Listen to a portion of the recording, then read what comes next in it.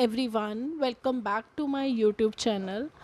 So guys, today we will do next question. In a factory, two types of radios are manufactured. Orient है और सुजन model, दो product company बना रही है और इस इंफॉर्मेशन के बेस पे हमने बनानी है statement showing cost and profit पर रेडियो सोल्ड. हमने कॉस्ट भी फाइंड आउट करनी है और प्रॉफिट भी फाइंड आउट करना है पर radio. There is no opening and closing stock, तो इसलिए क्वेश्चन हमारा काफ़ी सिंपल रहेगा. तो दो तरह के रेडियो जो कंपनी बना रही है ओरिएंट एंड सुजन, उनके आपको मटेरियल एंड लेबर की इंफॉर्मेशन गिवन है. वर्क्स ओवरहेड हैं 80% ऑन लेबर, ऑफिस ओवरहेड्स हैं 15% on works cost and the selling price of both the radio is 1000. 78 Orient radio and 286 Sujan radios were sold. तो ये आपको sales data given है कि कितने यूनिट्स बेचे और उनका क्या सेलिंग प्राइस था, दैट वाज 1000. तो इस तरह से हम सबसे पहले statement of cost and profit बनाएंगे. क्योंकि हमें दो प्रोडक्ट गिवन हैं तो उनके लिए मैंने अलग अलग कॉलम बनाया है. ये है ओरिएंट रेडियो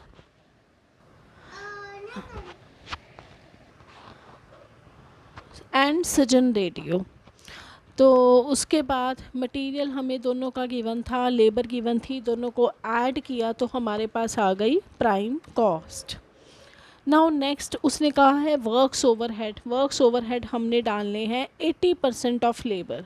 तो हम अपनी रिस्पेक्टिव लेबर उठा लेंगे. जैसे ओरिएंट की जो लेबर है दैट इज़ 15,600, इसका 80% करेंगे तो ये आ जाएगा 12,480.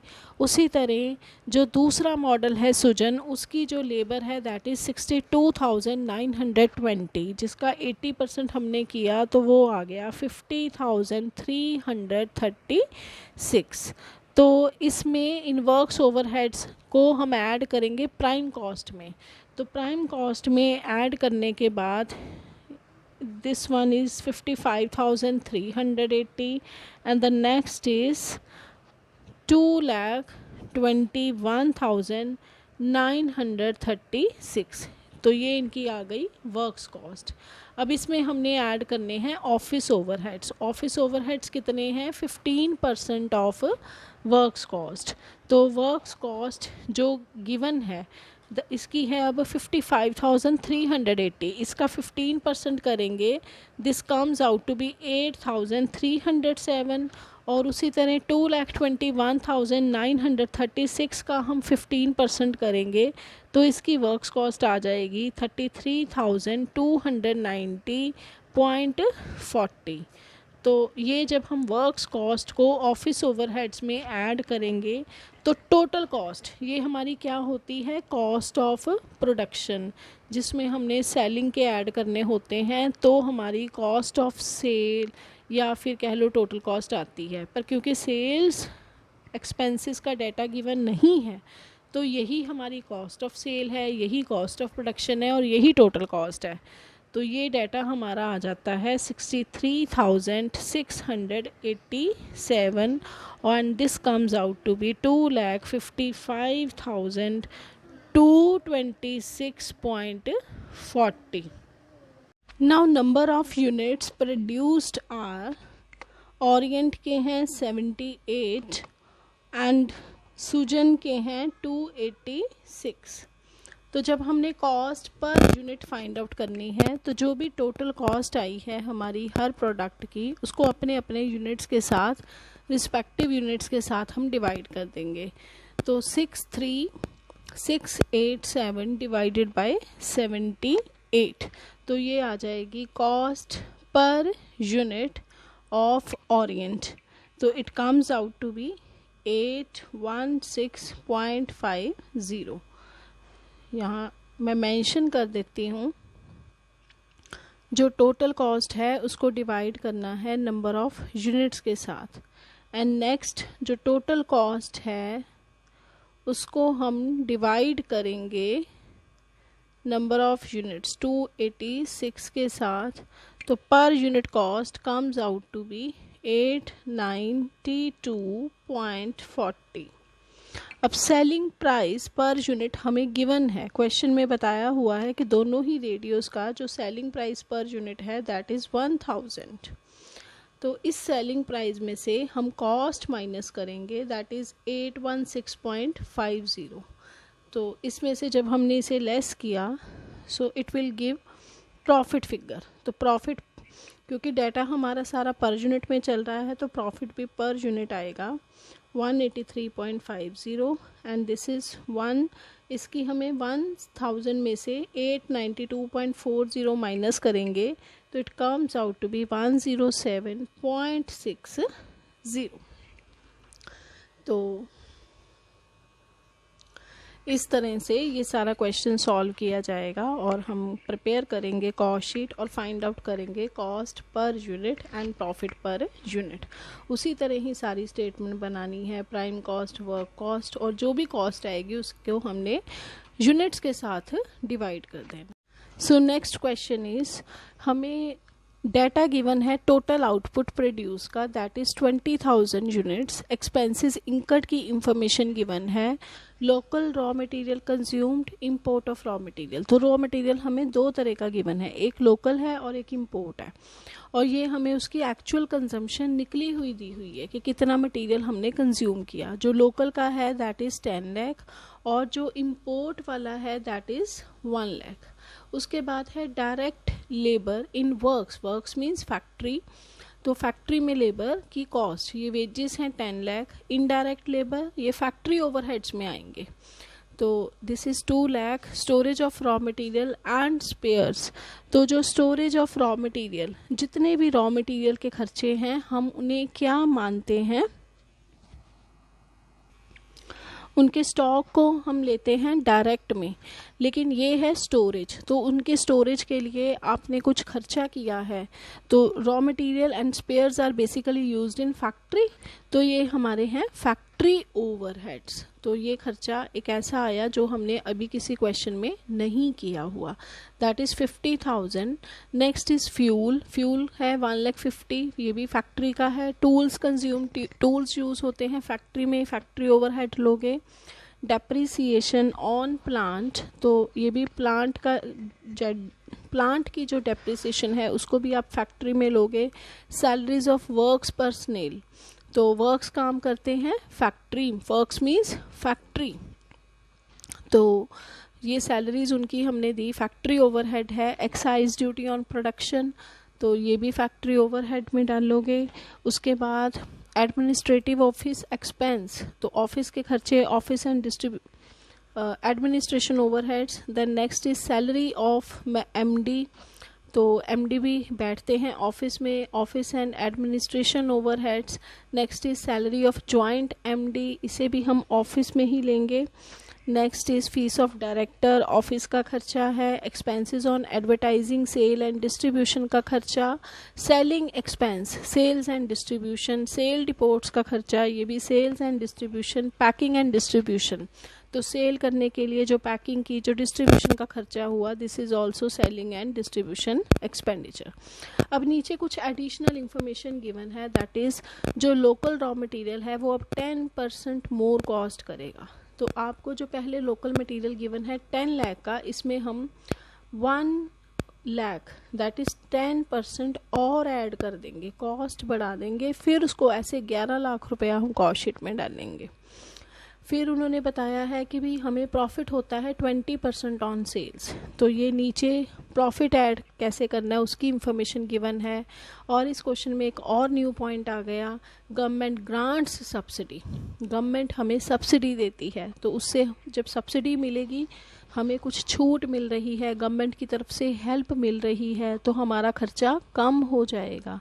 तो गवर्नमेंट हमें सब्सिडी दे रही है पर यूनिट 100 रुपीज़ की। तो जैसे मान लो मुझे अगर एक यूनिट बनाने में 200 रुपये लगते हैं, तो जब मैं एक्सपोर्ट करती हूँ तो गवर्नमेंट मुझे सब्सिडी दे देती है 100 रुपये की, तो दैट मीन्स मेरी नेट कॉस्ट मुझे कितनी पड़ रही है, 100 रुपये। 200 रुपये में से हम 100 रुपये माइनस कर देंगे तो वो हमारी 100 रुपीज़ जो है हमें हमारी नेट कॉस्ट पड़ रही है। तो इसका भी ट्रीटमेंट हम आगे देखते हैं अब कैसे करना है। तो ये कॉस्ट शीट का फॉर्मेट तैयार कर लेंगे। तो इसमें सबसे पहले है लोकल रॉ मटेरियल कंज्यूम्ड, तो 10 लाख का था, जिसमें हम ऐड करेंगे जो 10% मोर है वैल्यू हो गई, कॉस्ट उसकी बढ़ गई है, तो दैट इज़ 11 लाख। उसके बाद जो इंपोर्ट वाला रॉ मटेरियल है, तो that raw material is 1 lakh.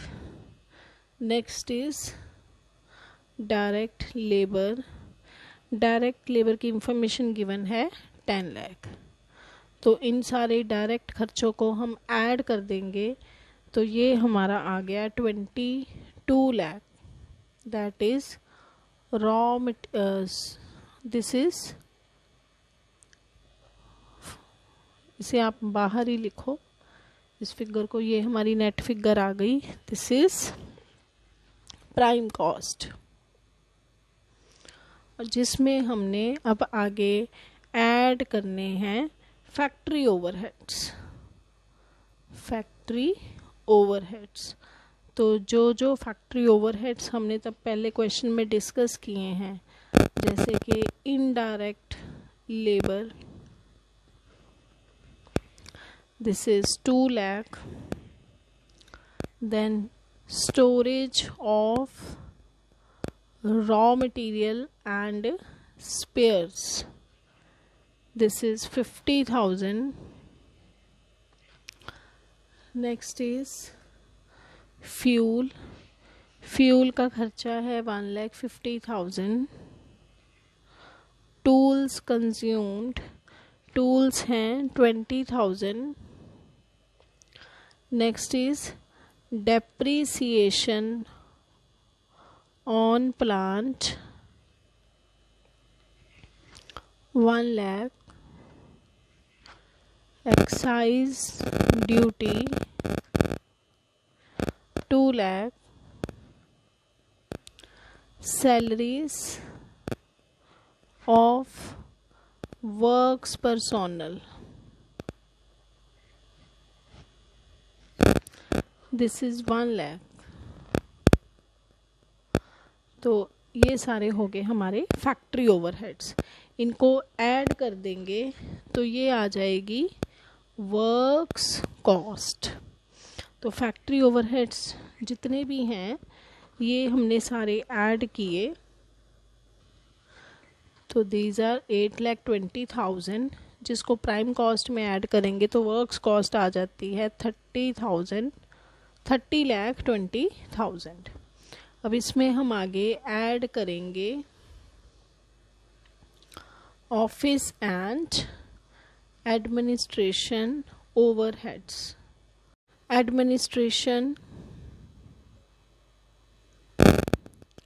Office expense,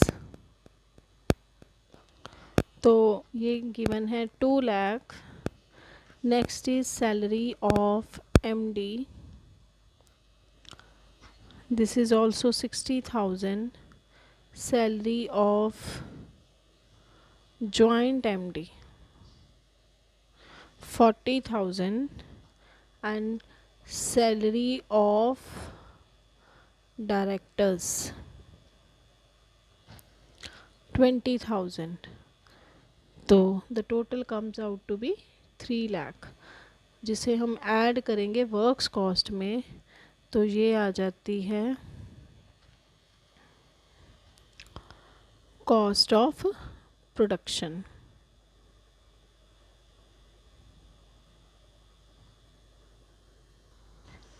अब जो कॉस्ट ऑफ प्रोडक्शन है दैट इज़ 33,40,000, जिसमें हम ऐड करेंगे सेलिंग एंड डिस्ट्रीब्यूशन ओवरहेड्स।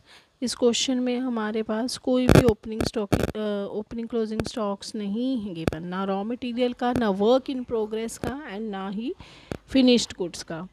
तो अब selling and distribution overheads given है expenses on advertising, that is 1,60,000. Selling expense 1,80,000. Sales depot 1,20,000. And packing and distribution 1,20,000. So the total comes out to be 5,80,000. इनको हम add करेंगे, cost of production में selling के खर्चे add करेंगे, तो this comes out to be cost of sales. तो cost of sales आ रही है 39,20,000. अब क्योंकि यहाँ तक अब हमारी सारी कॉस्ट हो गई, यही हमारी क्या है टोटल कॉस्ट, जिसमें फर्दर हमने ऐड करनी है प्रॉफिट फिगर ऐड करनी है. तो ये हमारे पास आ जाएंगी सेल्स. अब प्रॉफिट कितना गिवन है, दैट इज़ 20% ऑन सेल्स. अब आप खुद देखिए, अब ये भी एक पॉइंट समझने वाला है कि अगर 20% ऑन सेल्स है प्रॉफिट, और सेल्स तो गिवन नहीं है, तो हम इस 20% किसका करें. तो अब उसके लिए भी आप वर्किंग नोट्स में मेंशन कर दीजिए, जो प्रॉफिट है that is 20% on sales and it will be 25% on cost.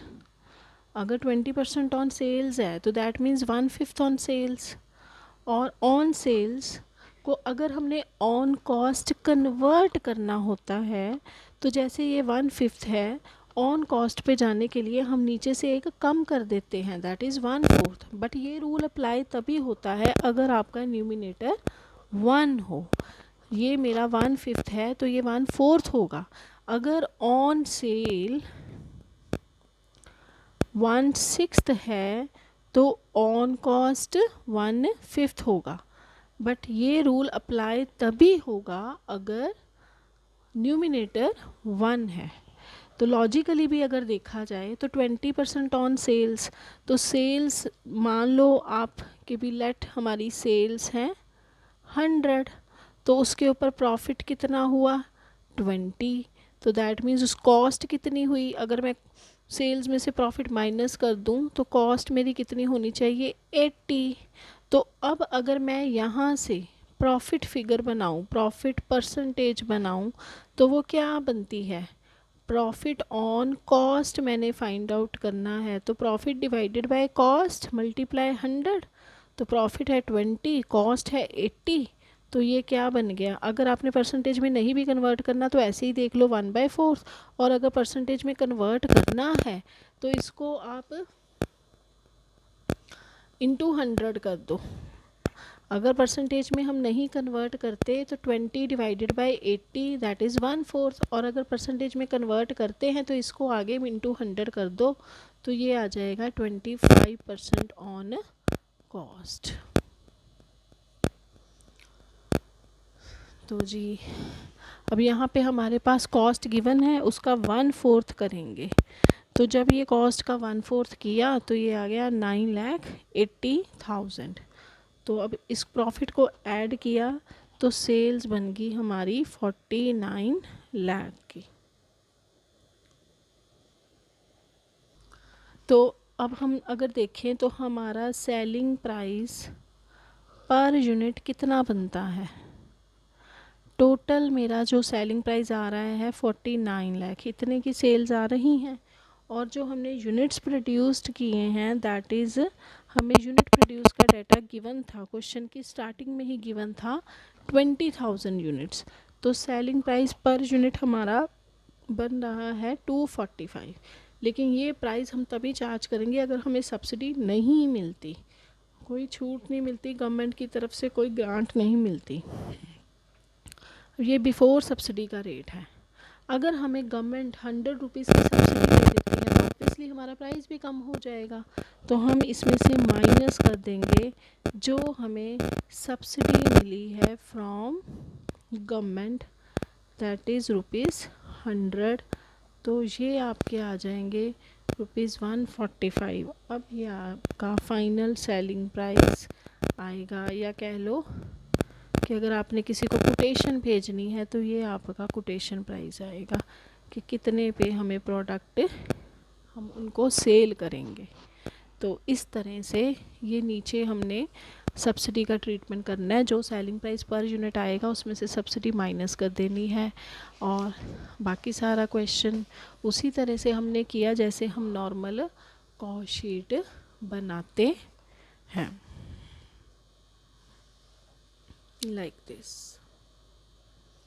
बाकी ये याद रखना कि अगर 20% ऑन सेल है तो 25% ऑन कॉस्ट, मतलब 1/5 ऑन सेल तो that is 1/4 on cost, 1/6 on sale तो 1/5 ऑन कॉस्ट, 1/7 ऑन सेल तो 1/6 ऑन कॉस्ट। तो but this rule apply if numerator is only 1। So students, if you still have any doubt you can ask me in comment section. Please like, share and subscribe. Thank you.